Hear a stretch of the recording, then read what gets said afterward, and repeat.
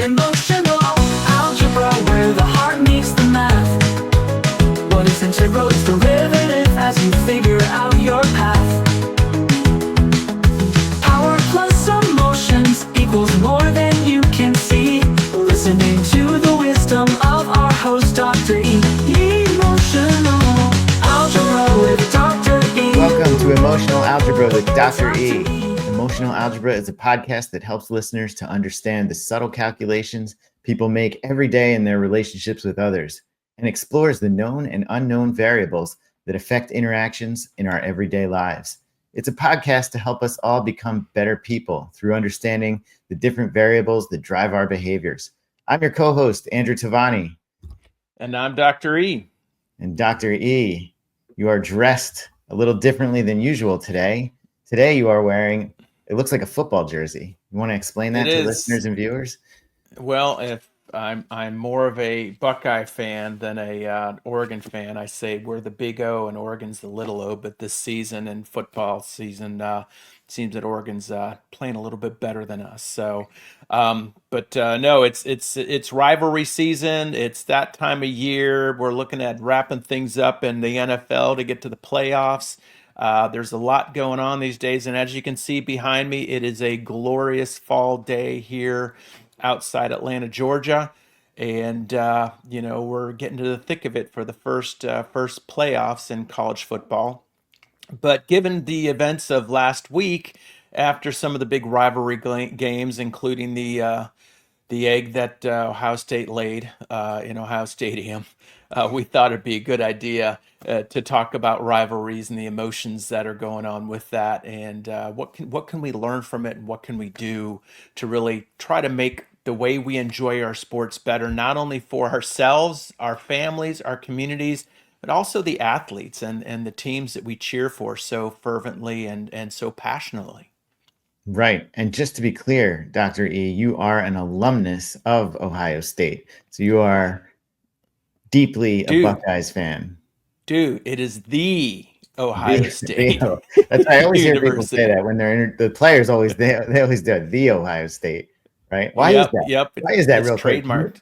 Is it trademark? There is only one. Yeah, there is only one. I think it was brilliant marketing. I mean, if you think about that, what comes with that, and even one of the announcers on Fox always says the world famous Ohio State Buckeyes. So it just brings that cachet. I think for some level, it brings a sense of kind of arrogance to to people when they say that, but it's fun. I always find it to be kind of fun in that level, and it brings some pride with it too of having gone to Ohio State and the history, and it's, to me, it's more than just about our football team.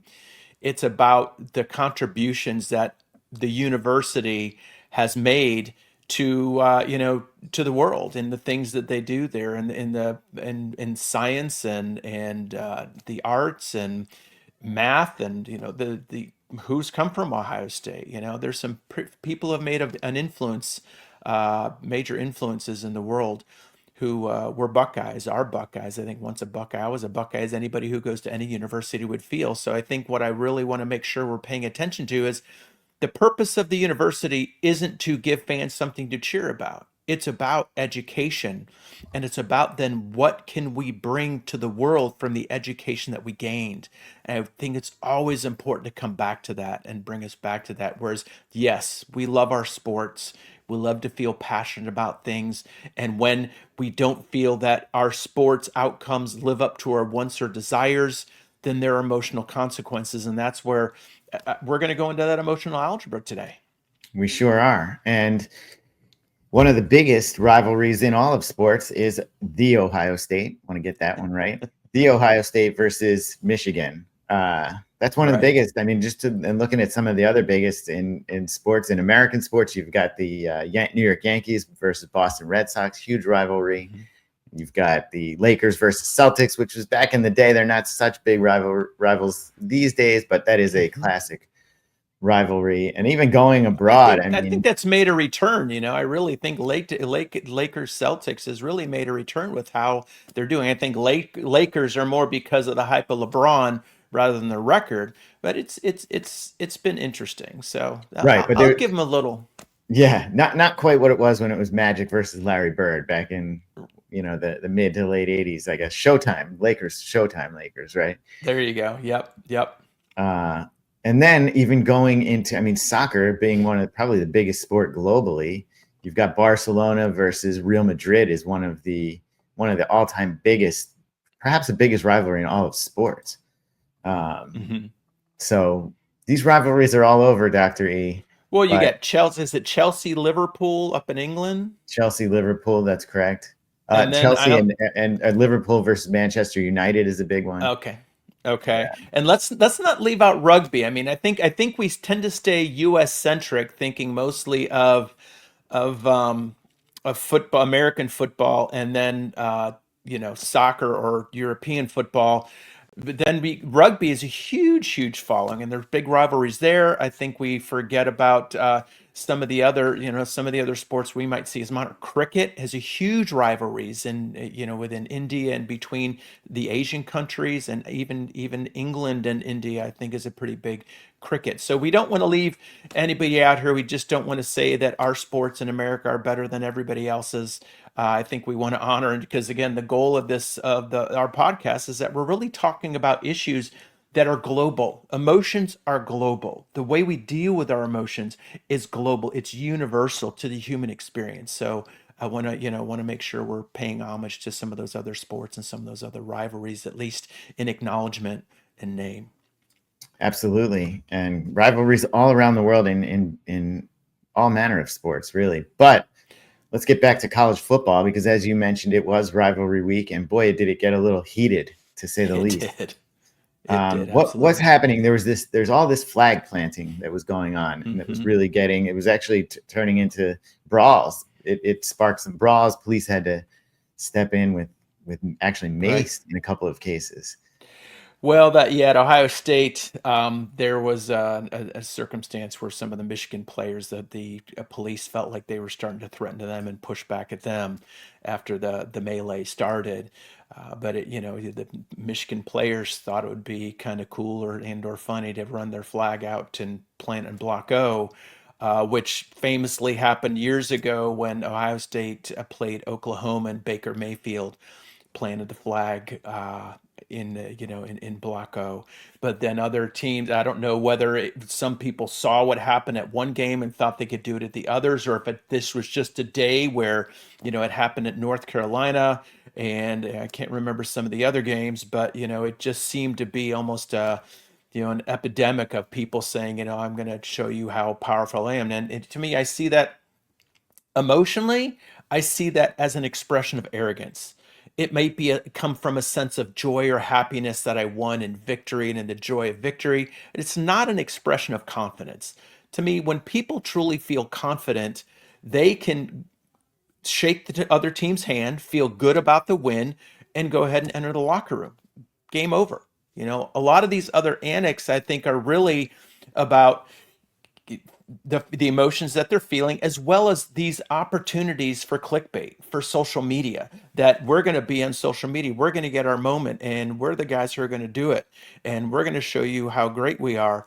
And I think we want to look at that again, of how much our behaviors are driven by factors we don't even take into account. Do I think they might have thought absolutely about, well, this is going to be a go viral in social media? I don't know. But I think we want to look at that drive of, when we win, what do we do? When you lose, say little; when you win, say less, I think, is what they say. And I adhere to that. I think we want to look at that.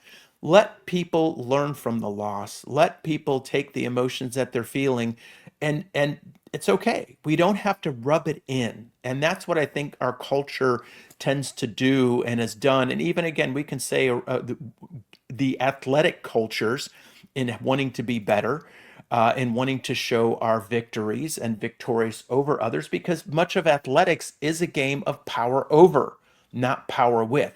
Wins are about, I am better than you, I have won. And I think we want to foster more confidence in the wins and through the wins than the arrogance and then the acts that come from almost an underlying act of anger, aggression, rage, hatred. And those emotions, which equity wise serve a purpose, but hierarchically are often used to have power over and to gain control over others or express control over others. And Dr. E, we often mention the unknown and unknown variables and sort of subtle calculations that drive behaviors on this show. And in this case, it sounds to me like you're saying this calculation to plant a flag or to, sort of rub it into the other team is really not based in any strategic on-field No, it's motive, not. right? It's It's more about social media. It's almost like this. It sounds to me like you're saying society is sort of fueling this by rewarding it with many views and it going viral on social media, because all those clips were going viral. Yeah. Well, and I think it's about ego. Again, it's about arrogance is a shield of false pride. That is the purpose of arrogance. It's a false pride. And that false pride comes from a sense of insecurity, inadequacy. So was Michigan expected to win, for example? No, they weren't. They were 23-point underdogs. So there's going to be a lot of joy and exuberation, happiness that comes with that, because they potentially, why they might have believed they could win as the underdogs, there was still some doubt, but the great powerful Ohio State was supposed to beat them into next year, and that didn't happen, so they had to feel like they wanted to rub that in. So like I said, whether I think there's so many of these situations that yes may be driven by social media, some of those actions may be made in the moment. We have to look at our own motivations at a deeper level, and I think we do that best after the fact, and use the phrase Monday morning quarterbacking, and that's what we're kind of doing here and looking at it. But I think we had a clip that we did want to show about Baker Mayfield and what he said, because I think he was recently asked about all the flag plantings and went back to his famous flag plant. And to me, if you'll hear his comment, I feel like it was dismissive of the current circumstance and just let's move on and leave that behind, because it didn't seem that he felt like he should have been drawn into that. So do you want to go ahead and Exactly. Yeah. play that? Let's take a look at Baker Mayfield weighing in. They kind of consider you the OG when it comes to flag planting. What was your reaction to a lot of the flag planting we saw yesterday, and I guess maybe some of the pushback to that flag planting yesterday? There were like 4, weren't there? There was a few. No, I'll say this. OU Texas does it every time they play. It's not anything special. You take your L and you move on. I'll leave it at that. Think it would be a mistake for the NCAA to outlaw that? College football is meant to have rivalries. It's like the Big 12 banning the horns down signal. Just let the boys play.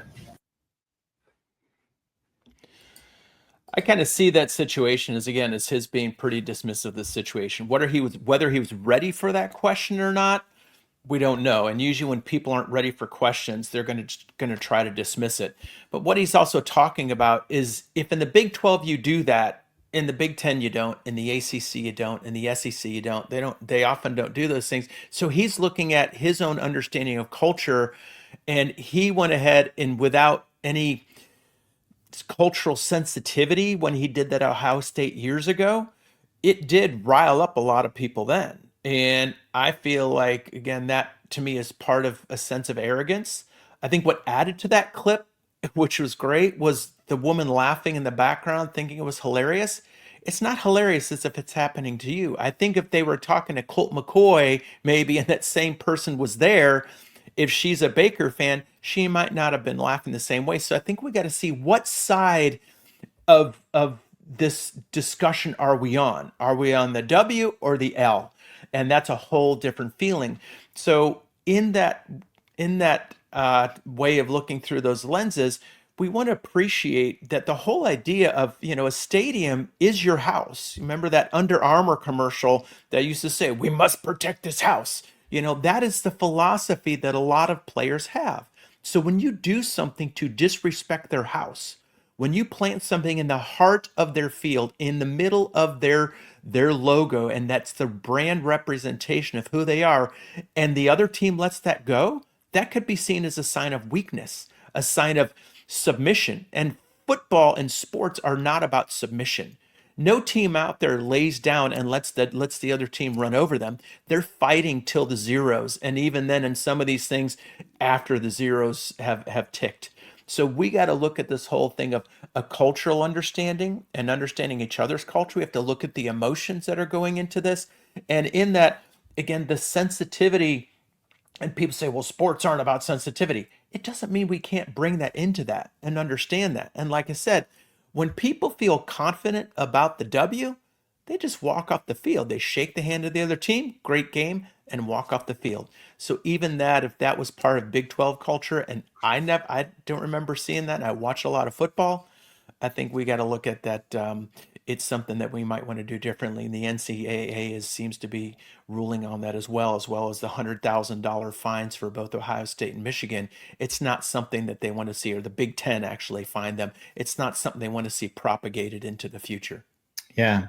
I wonder too, even just with Baker and that specific question to him, thinking about the known and unknown variables and what's motivating someone. They called him the OG of flag planting. I wonder if he just wants to, maybe he was dismissive because he doesn't want to be associated with having started a trend that is now, like you said, getting a lot of bad attention and having, getting out of control to some degree. Right. Yeah. I mean, it's again, let me minimize the feelings of guilt or shame, or maybe he feels embarrassed about that he did that after that because of some of the stuff that might have come from that we may or may not know about. So in that, it's just dismissive. And like I said, maybe he just wasn't expecting the question and just wanted to move on from that, not knowing all the details. Because even the other person off camera was saying, I think there were four of them. So he might have been focused on his game with Tampa Bay and not really thinking about the flag planting. Absolutely. That came after his NFL game. He's well beyond college at this point. Yeah. And you brought up Tampa Bay. We're actually going to take another look at a quote that he made later in this episode. But before we do, let's get back to some of the stuff you were talking about with the fans, social media, how this could be fueling the players' behavior, fan expectations, and the potential for Right. these clips to go viral on social media. What's happening there, Well, Dr. I think that, when we become a fan of a team, whether it's college or professional or national, when we look at all the different sports around the world, there's a sense of ownership we take. We align our ego, we align our self-esteem, we align who we are often with the outcomes of that team. If the team does well, then we're awesome. If the team loses, then we suck. And that's something that we often don't share outwardly. It is a factor, and especially when it comes to rivalries. And I think, what we have here is a graphic that I brought up, but I think before we get to the graphic, what we want to look at is when we feel that sense of ownership of that team, we feel like we can treat those athletes and the coaches however we want to. That we can make death threats, we can say things about their mama or their siblings or who they are, or that their, what their sense of self is, or, and there's so many comments out there. But also we got to see what's the effect on these players. What's the effect on their performance before, because it gets they're already thinking about what happens if I lose, what's going to happen, especially given social media these days. What are my expectations to please others?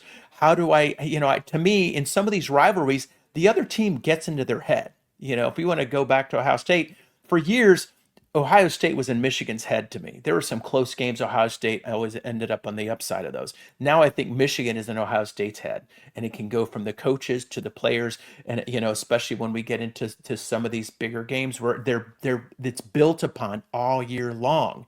And I think even there used to be more of the culture that grew up in Ohio, that was ready for Ohio State, Michigan, and even Michigan, those who grew up in Michigan. And now you have people who are coming from all over the country that, while yes, they're big Ohio State fans in the team they play for, they also don't necessarily know the history. So you can say that that's some of the emotional algebra that can go into that too. But in terms of the fans and their behavior, I would want people to really dial it down to know that these are amateur athletes. And we also have a clip from Van Gundy that we're going to play, coming up.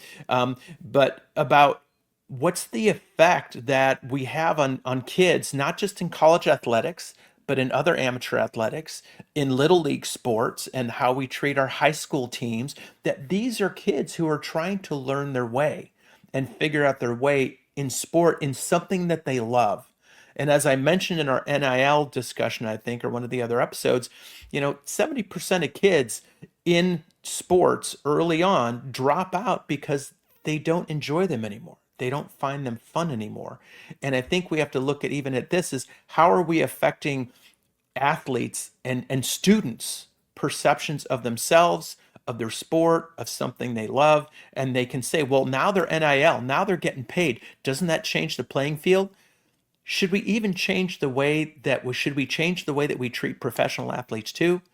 Could you imagine working in your office and your boss coming by and screaming at you and telling you that you're worthless and making comments about your mother? Or could you imagine just somebody who's coming to, who's a customer coming to your office and telling you that you're worthless and that you're scrub? It doesn't happen almost in anywhere else but sports. And yes, there are bosses we can say that yell at employees. And do those people want to work for those companies? No.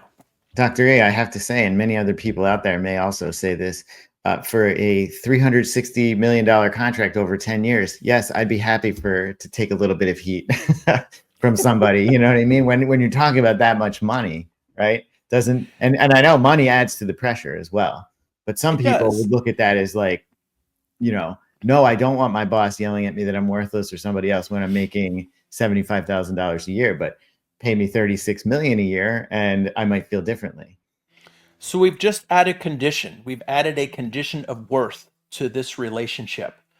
And what we have to look at is, if you look at some of the research is when fans or when players feel treated better by their fans, they often perform better.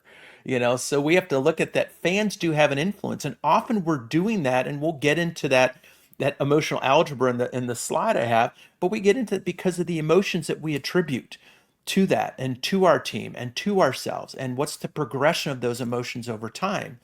So does anybody who's making $75,000 or $75 million deserve to be treated better or worse than anybody else? From an equity standpoint, no. While we have to look at our level of justification, rationalization, minimization of that person's emotions, attitudes, beliefs, perceptions, all those things that go into why we think we can treat one person different than another. So Dr. A, what you said there reminded me of something that happened a couple of years ago in Philadelphia. Now, as you may know, Philadelphia fans are notorious for being tough on the players, right? Mm-hmm. They had just signed a guy by the name of Trey Turner, shortstop. They signed him to a long-term contract. I can't remember the exact numbers, but it was something like that, 11 years for $300 million. So he's making a ton of money. And when he arrived in Philly, he was doing terribly, having a horrible season. The Philly fans did something highly unusual for Philadelphia fans. They started giving him a standing ovation every night. This was a coordinated thing. And they basically got him out of his slump. To your point about how when players feel like they're treated better, they perform better.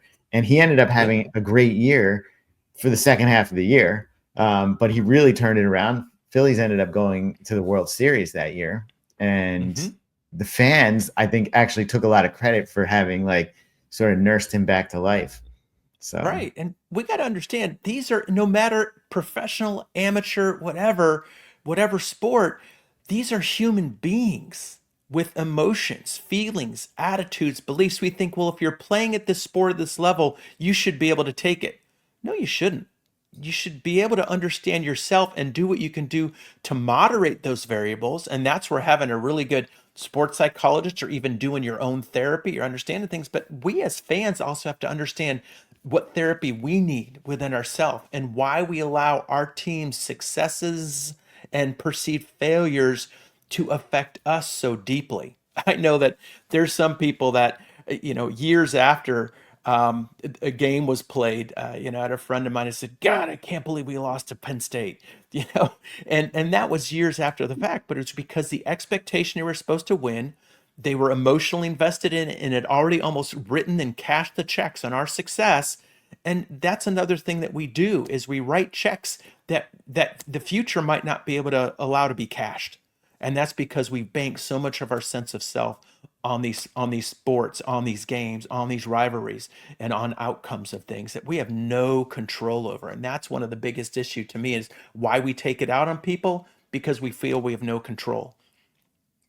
Okay, now you brought it up. You mentioned this clip that we're going to take a look at, and it is Mike Gundy at the time, and he is defending a player from a very negative article that was written about him by that appeared in the newspaper, so written by the press. So he's pretty critical of the media, but he's coming out strongly defending that player. And the point he's making is that this player works hard every week and does all the right things, and just didn't happen to work out in the game as everyone had hoped or expected. So let's take a look at that clip, and then we can talk about it after. So here it is, Mike Gundy, and this is an old clip. This is all the way from 2007, really pre-social media, but this clip still goes viral on social media 17 years later. I think that speaks to the power of it. Question on this name. I'm gonna talk about this article right here. If anybody hasn't read this article, I don't read it. This was brought to me by a mother of children. I think this is worth reading. Let me tell you why I'm talking about this article. 3/4 of this is inaccurate. It's fiction. And this article embarrasses me, but you didn't have that. But someday you will. And when your child comes home, you'll understand. If you want to go after an athlete, one of my athletes, you go after one that doesn't do the right things.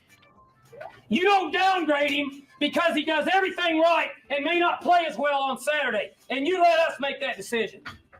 That's why I don't read the newspaper. Because it's garbage. And the editor that let it come out is garbage. Attacking an amateur athlete for doing everything right. Come after me. I'm a man. I'm 40. I'm not a kid. Write something about me or our coaches. Don't write about a kid that does everything right, that's heart's broken, and then say that the coaches said he was scared. That ain't true. And then to say that we made that decision because Donovan Woods, because he threatened to transfer, that's not true. Okay, Dr. E, so there you go. He was pretty animated, pretty angry. Obviously, this clip has resonated for more than almost 2 decades now. Right. What do you think about what he was saying in there? Yeah, I think there was a caption there that said everybody needs a Mike Gundy or something like that, So I love that. But I think, again, he's got a great valid point, and the problem hasn't subsided. It's if anything, it's kind of blown up, and I think social media allows us to do that. Social media allows us to go and do these drive-bys and think it's funny. There's a whole bunch of trolling out there after these rivalry games on social media, and okay, that's fine. But I think, the degree to which, like I said, you have players being singled out, and when they're putting their heart and soul into this, and they're putting their future into this, and they came wanting to play for a school or a university. Some of them come, for the NIL. Okay, maybe that's the case. A lot of these guys are coming because it's been their dream. It's been their part of this team. They enjoy the culture. And when we as as fans think we can destroy that, we have the power to destroy that culture, and the ability for somebody to love something that then comes with so much pain. It's a sense of entitlement that I really think we want to look at as fans, and a sense of entitlement sometimes that comes from players to maybe they're not really, their heads maybe not as into it because they think, oh, we got this in the bag. We're gonna beat this team. So we have to look at all these pieces that come together that feed the outcomes, and how the past plays into the present plays into the future as well. Right. And I think Mike Gundy in that situation was talking about the media, and I think he was talking about the media's influence over the fans, right? This report, which he took issue with, said some of the facts were wrong. We don't know. You and I haven't gone into the actual facts of it. But that does have an effect on how people view those players, and then what they do with those feelings on those players, which sometimes can be fair criticism, fine, but sometimes it can get way carried away, get into, like you said before, death threats, and so forth. And that is really where it gets unhealthy. Isn't that right? Oh, absolutely. Yeah. Again, we got to go back to that. What's often expressed is hate. Hate comes through these comments. Remember, the purpose of hate is to protect us. It protects us by pushing us away from things that have caused us pain and or are causing us pain and or could cause us pain. So what happens after a loss? We feel pain. What do we want to do? Push that pain away. We want to disown that pain. So we project it onto our team, onto our coaches, onto the players. We got to find somebody else to blame. So let's at this time, let's go to the slide. So we're gonna kind of walk through this thing, and I thought I'd bring a little fun to it and go into the telestrator here. But we're gonna talk about what happens in with teams and with fans emotionally and players as we go through this situation from an emotional algebra standpoint. And even then we'll tie it into rivalries. First, we have disappointment times X. The X is the number of feelings of disappointment. To me, plus failure. Failure often becomes almost exponential. So it's failure to the X, because the more failures we have, the more pain. Those are both pain-based emotions, plus hopelessness, plus frustration can also contribute to helplessness. Okay? So at that point, when we look at this combination of emotions in any situation, we get to that place of helplessness, and there's an interplay between helplessness and failure and hopelessness, all these emotions. We can either give up, and that's where we get to learn helplessness, and or it can lead to anger, which is protective, and or learning and growth, and or change. So the purpose of failure, equity-wise, tells us that it's time to learn. So we can transform that into learning. As a fan, we might feel like we're learning to not believe in our team. We're learning not to have hope. We're learning that we should just emotionally disengage and they're losers and I quit. The culture, when you've created a culture of winning, like you have at an Ohio State, at a Michigan, at a Georgia, at a USC, all these Texas, Alabama, your fans, their expectations are so high and they often expect perfection. That expectation of perfection comes with it a lot of investment. And then what happens when our investment takes a dump, when it doesn't work out? Then we have that feeling of loss. So we have to look at the more history of success, then the more expectations for success. And that's what we're going to get to here, is when we get to hard work plus teamwork in sports plus a bit of luck equals success that leads to a growth in confidence and or arrogance, which leads to hope. That then leads to more happiness and excitement about it. That then's going to lead to that emotional investment. So let's look at 95% of other teams in the United States, whether they're at the bowl championship series, the playoffs, or whether they're at the championship series, the FCS, you got FBS, or whether just division, other divisions. Most fans are like, yeah, we enjoy the games, but we're not invested because our teams aren't habitually winners, and we're okay with that. A lot of teams really are like, we go because we love the sport. We cheer for a team because they're representative of our university, and we want to support them. But when we have a lot of teams that are winners, it increases that emotional investment.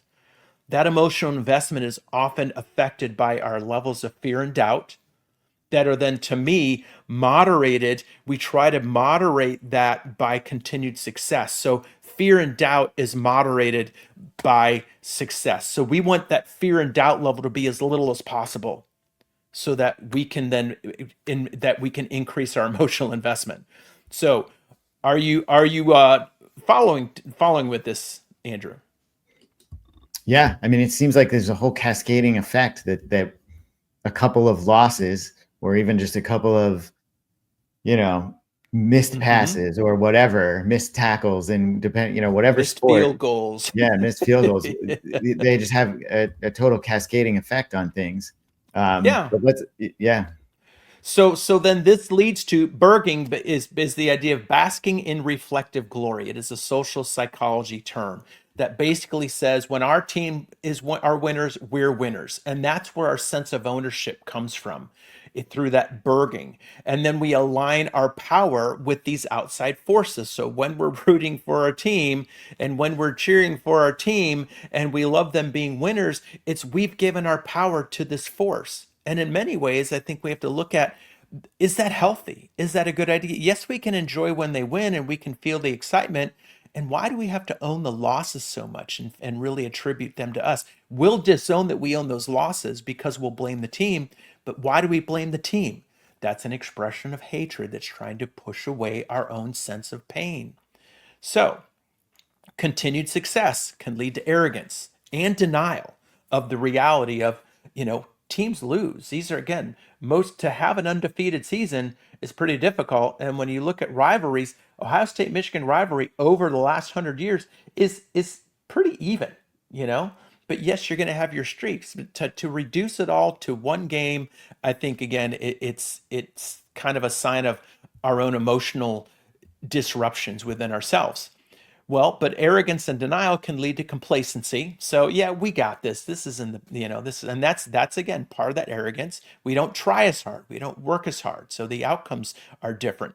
And then we overestimate our worth and underestimate life forces. In other words, the opposing team, the emotions of the situation, other variables that might play into the situation, and that can lead to failure. So what are some of the other variables that came up on this again, keep going back to Ohio State.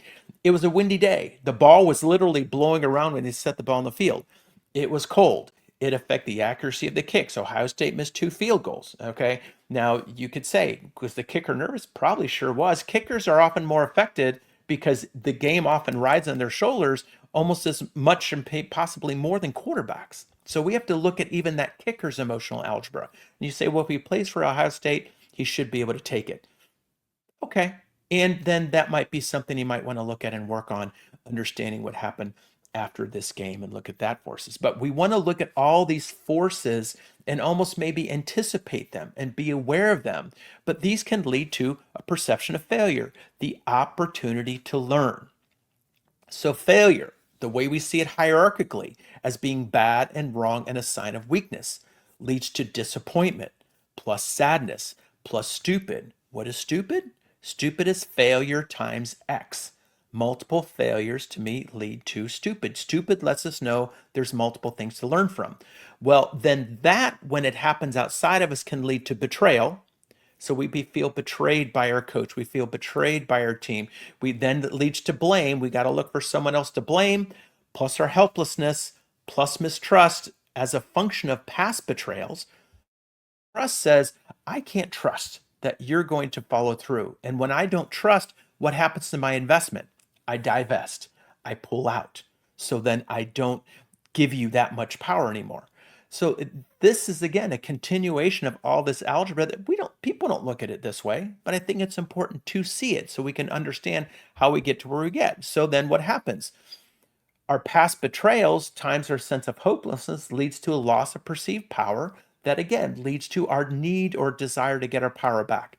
Anger plus rage plus hatred, then the desire for vengeance. That's why then people are saying, I want my coach to feel the pain I do. I want this player to feel the pain I do because I had my hopes up and you betrayed my hopes. And in that, we have to see the interplay of all these emotions, beliefs, and attitudes. Any questions on this, Andrew? Well, with failure, Dr. E, I think with sports, failure is sort of baked into the equation, right? I mean, you're talking about winning and losing. I mean, you're talking about in a dichotomy, in a dichotomous view of all this, right? It's winning and losing, so failure, success. Even in a sport like baseball, let's take baseball for a second, Dr. E. Mm-hmm. The greatest players of all time fail. The greatest hitters of all time fail 70% of the time. I know you're saying failure shows that at least there's something to learn or from that. How do players focus on that rather than just the bad feeling of having tried to do something and not achieved it? And what separates these great players who somehow can either block out failure or ignore it or learn from it from others who can't? Right. I think it's likely comes down to how do they view failure. If they view failure from an equity standpoint as an opportunity to learn, they're going to constantly be kind of refining their craft, and they're going to be looking at their focus. And what most sports psychologists are teaching people, when I used to do work in sports psychology, I'd teach people the word zone. And the word zone was a post-hypnotic suggestion to help them only focus in the moment, basically to try to remove those other algebraic factors in the emotional algebra, the equation that leads to outcomes. Some athletes, they can't do that. Some athletes actually like that level of that arousal of the level of risk. So one of the things we're talking about here that affects outcomes is level of arousal. And that means how much it can be seen as anxiety and or excitement and or intensity and or passion. All these things to me affect arousal. And you want an optimal level of arousal. Too little arousal often results in decreased performance, and too much arousal, too much anxiety, in other words, when it gets to that level, or even excitement, somebody overexcited, it can decrease their performance. So to as a coach, to understand each of your players, what drives them, what's their emotional algebra, where do they perform best, how do you motivate them, how do you not get them too highly aroused, how do you not how do you get them to the optimal level versus under arousal? And then as a coach, what's going on inside of you and how you're playing out? There's a lot of times that coaches get tight. Sometimes you get teams that they're playing not to lose instead of to win. And I think that's what's happened in a lot of rivalry games. Sometimes if you're the team that's got the better record, sometimes you're playing not to lose because you're like, oh God, if I lose, then what happens? And then you get tight, and it affects the play calming. It affects how your players view things and how they view you as the coach, and do they feel that confidence? And then how does it affect the players? So to me, shifting the way we view wins and losses, and to then the perception of failure and the emotions we align with it. Do we align failure with shame and guilt and inadequacy and unlovable and unworthy, and then let it just suck the power right out of us on our perception? And or do we align failure with, hey, I got something I can improve on. I got something I can do better. I can align myself with this even more to be that much tighter in my execution, to shift this how my shoulder is. But to do that, we have to be able to be observant of ourselves in that moment. And to do that, we have to then be able to monitor our emotions, our beliefs, and our attitudes, and to be able to we can't remove them, but we can say, okay, I'm going to put you over here right now while I focus on this. And when you have the degree of the investment, the risk that comes with it is increased, it's harder and harder to remove that emotion. Dr. E, something you said there made me think of, Phil Jackson, the basketball coach, Mhm. legendary basketball coach. I don't know. He won something like 7 championships, maybe. No, more than that. Mhm. 6 with I the think Bulls. 7 or 8. A lot of Yeah. championships in the NBA. He was called the Zen Master. And I remember he used to say a quote. It was like an old Chinese proverb that was fall down 7 times, stand up 8. And I feel like Yep. that's kind of what you're saying there.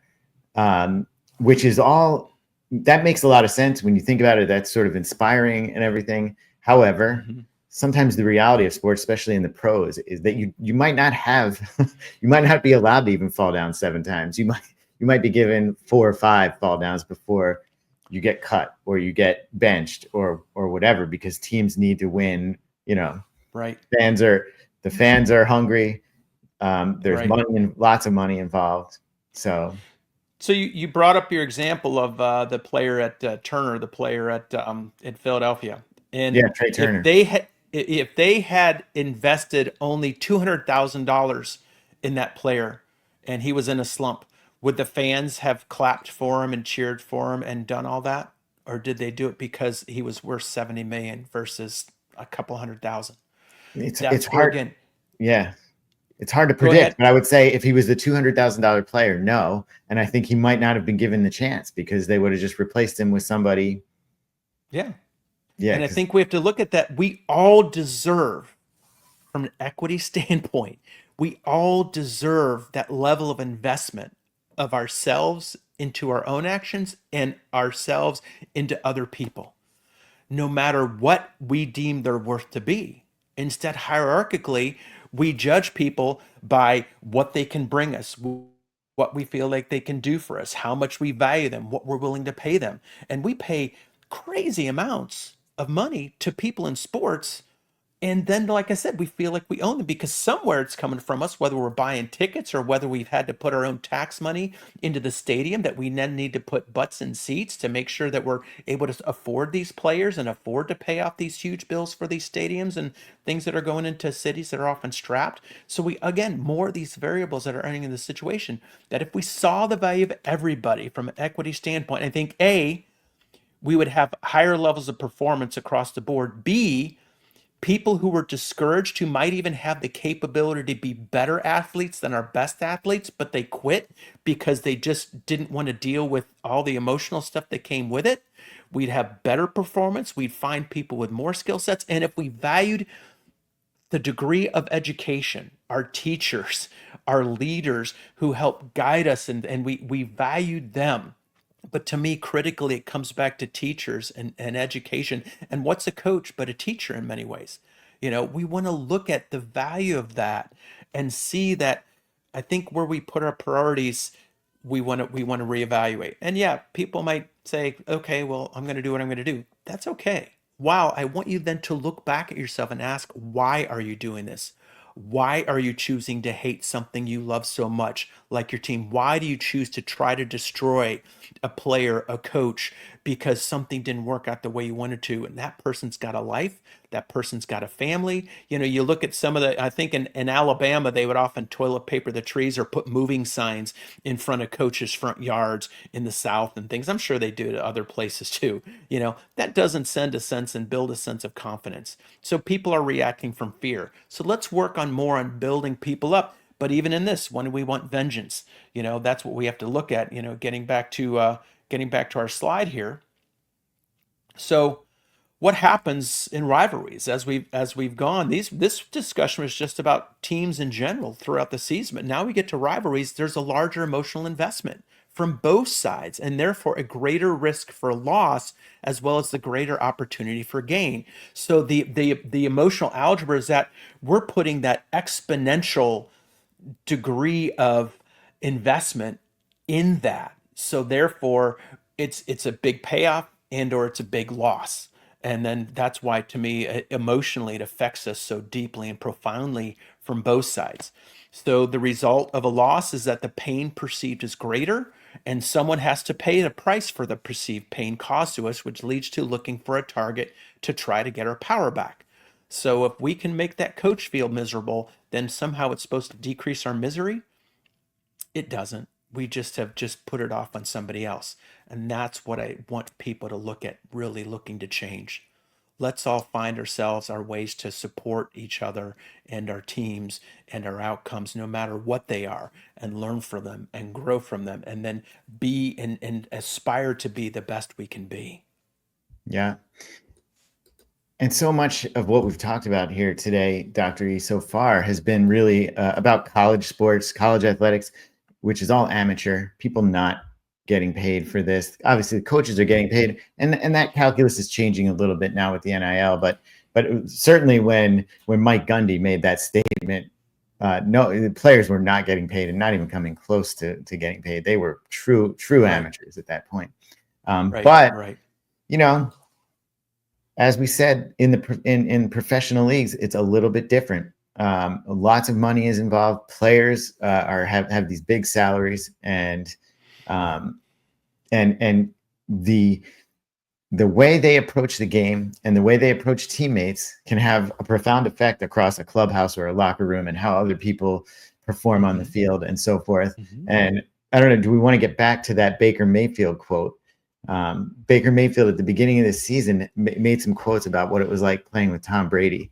After Tom, the quote, they wanted me to come in, be myself, bring the joy back to football for guys who weren't having as much fun. It's funny because you've made this environment for me very stressful up here in the booth, so I understand where he's coming from. Do you feel it? No. Feel the stress? No. Well, I was going to say, I thought stressful was not having Super Bowl rings. So there was a mindset of a champion that I took to work every day. This wasn't daycare. If I wanted to have fun, I was going to go to Disneyland with my kids. Yeah. This wasn't daycare. And so, Yeah. okay, so Brady's accused of stressing people out. He says he was stressed by not winning the ultimate in the NFL, which is the Super Bowl. Well, and I think again that idea of even a player like Baker saying they brought me in here to let this be fun again. Again, I think you're seeing some more of that level of arrogance in blowing his own sense of self and ego up. And whether it's true or not, I think sometimes we might overshare in today's culture too. And from that was kind of a backhanded slam on, I think, on Brady. Obviously, I mean, why did they bring him to Tampa Bay? Because they wanted to win a championship. Did he do that? Yes. After a while, can that feel exhausting to have that pressure? Yes. I mean, Jim Harbaugh was another player who was known for being so competitive. The whole Harbaugh family is extremely competitive. And guess what? In ways they win, and I think again we got to look at what's the level of compromising of our health, of our emotions, of our stress levels when we feel like we have to win all the time. We're happy to put that on other people's shoulders. Fans are happy to say you have to win. But again, what if all of those fans also had the same pressure to have to win at that level?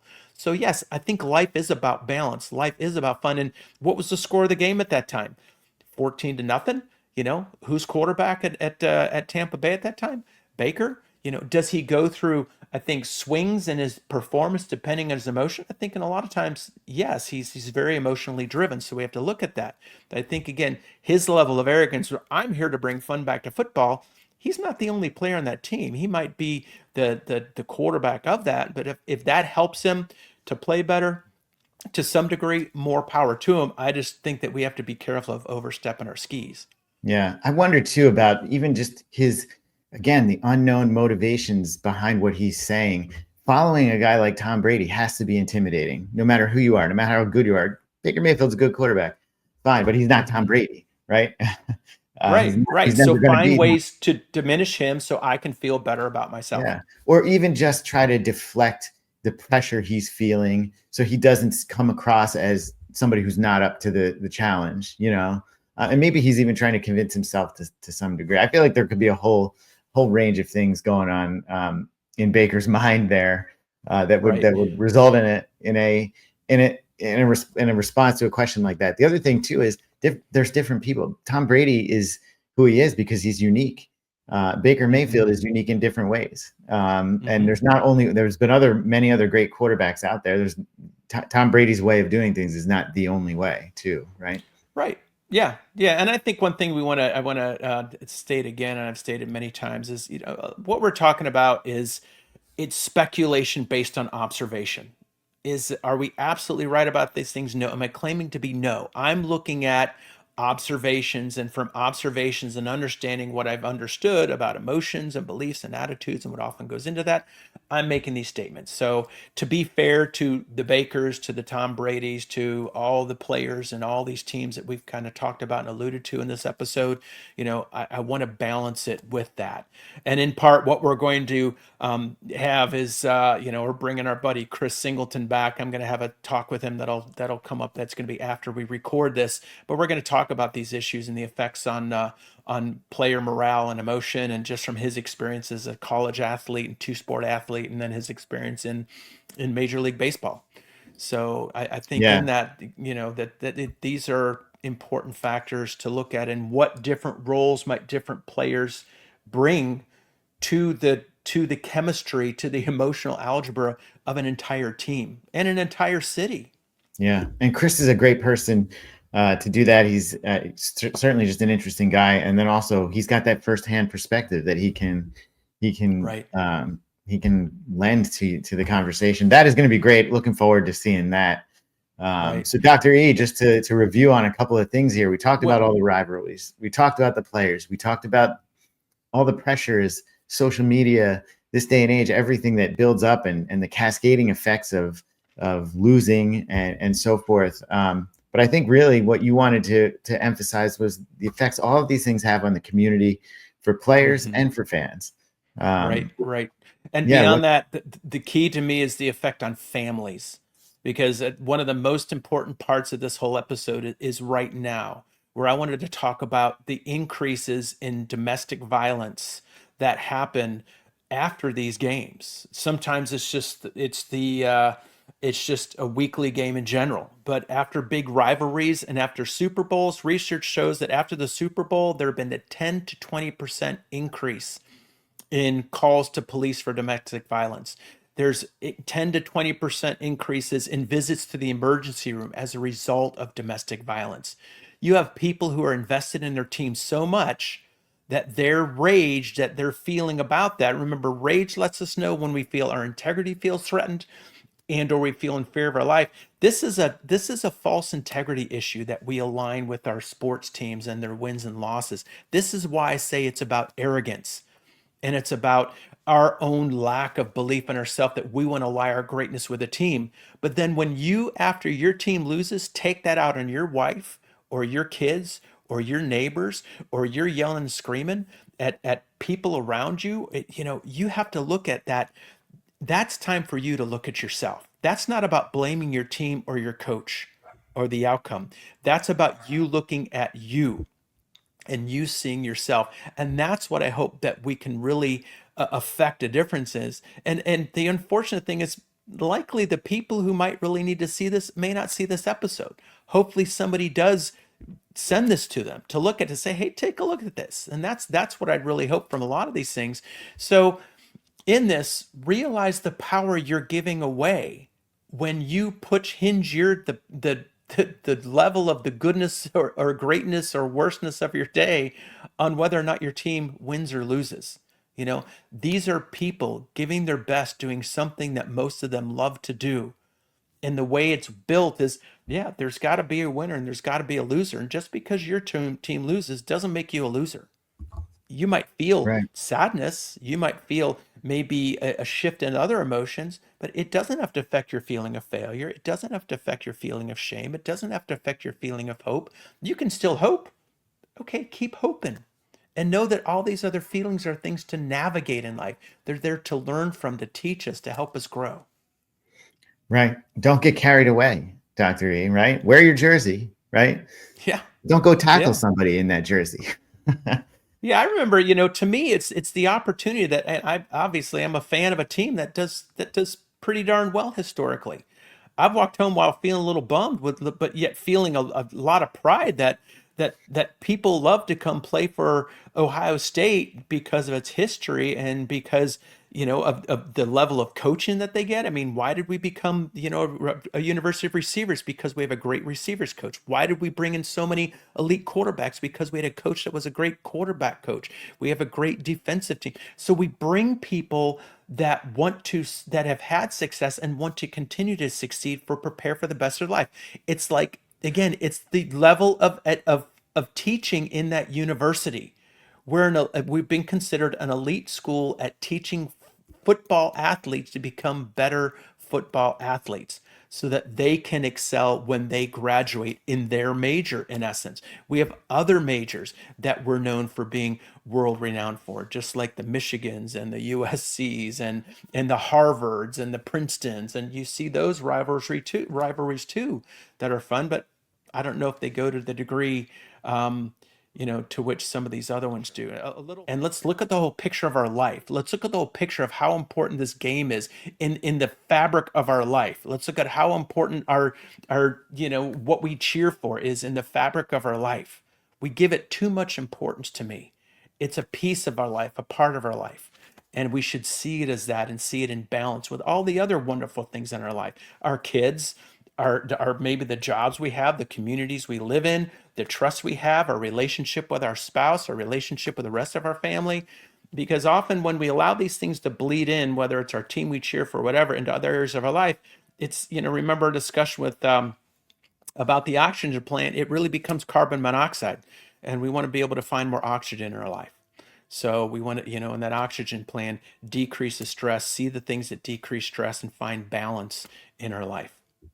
That is right. All right. Good words to remember from our last episode. And looking forward, Dr. E, to you and Chris Singleton going over some more of this in even greater depth. Hey guys, our discussion with Chris went pretty long. It was a great discussion, so I thought we'd turn that into its own episode. And my discussion with Andrew will end here this episode. So appreciate you watching, and until next time. Host Dr. E.